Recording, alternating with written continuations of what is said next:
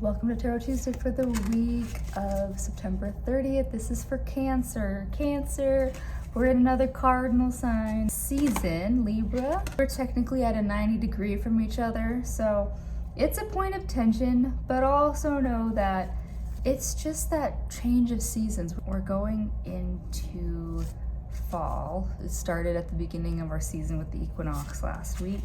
So know that it's about harvesting all that you've gathered from this year, good or bad, just checking in with how you're doing.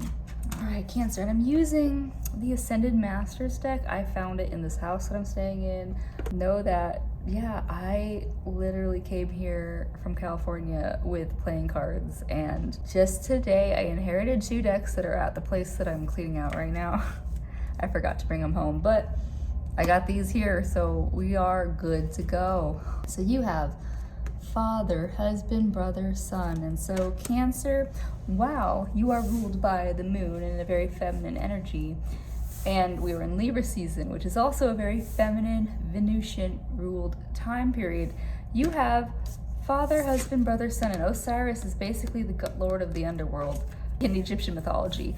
So you're being asked to tap into that sleeping masculine within you. And it's not saying that, you're manly or anything. It's saying that all of us have divine feminine and masculine balance. And that if grandfather son was, full summer all the time in one part of the world, it would cook that part of the world for one, and then for 2, the other side of the world would freeze. And so what keeps the world going is that spinning and in feminine masculine balance. It means that we aren't fully in action, like wartime mode, like Mars would have us. That Venusian energy is there within each and every one of us, tapping into those archetypes. So Cancer, while your archetype is literally the mother, tap into where you can be your own daddy as well. Is what it's saying. You're coming from the place of power of joy, and this card has come up for other people, and what I will say on joy is that joy and love and peace, they're some of the highest frequencies that we have out there, and they're not available to us, especially in this moment where all of the medias, regardless of where you're getting your sources from, are promoting fear-based reactionary narratives. And so when we live in these fear-based reactionary narratives, and it creeps into our lives, but we have to choose. We have to choose to want to strive for living in our highest peace.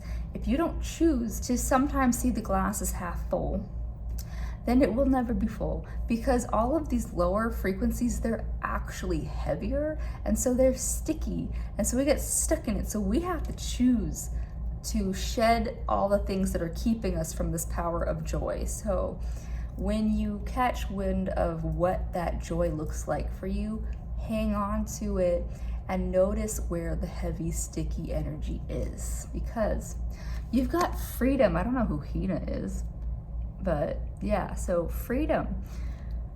Freedom is telling you that you have to free yourself from the cage that you have created, which is your mind. Most of us live in a prison of the social constructs that we have, that we were maybe, born into. We were born into these social forms of what we're supposed to look like, and you have to have the freedom of your own will to say that this is how I actually am going to function the best at this time. And you have to have the freedom to say that, hey, just because Cancer is the divine mother doesn't mean that I can't be an active participant in the story of my life right now. And I can choose my joy. The outcome is Oshun, drink more water. So here it is, we're back to the feminine. Oshun is not necessarily the mother, she's more of the maiden. So here she's saying to drink more water, but Cancer, you as a water sign, connect to her if you actually do need to drink more water, because just because we are coming out of the summer doesn't mean that we need to stop drinking water. Stay hydrated. Drink You know, I'm drinking bubbly water, still water. But do whatever you need to connect to the waters, including your internal waters of your heart space, your emotions.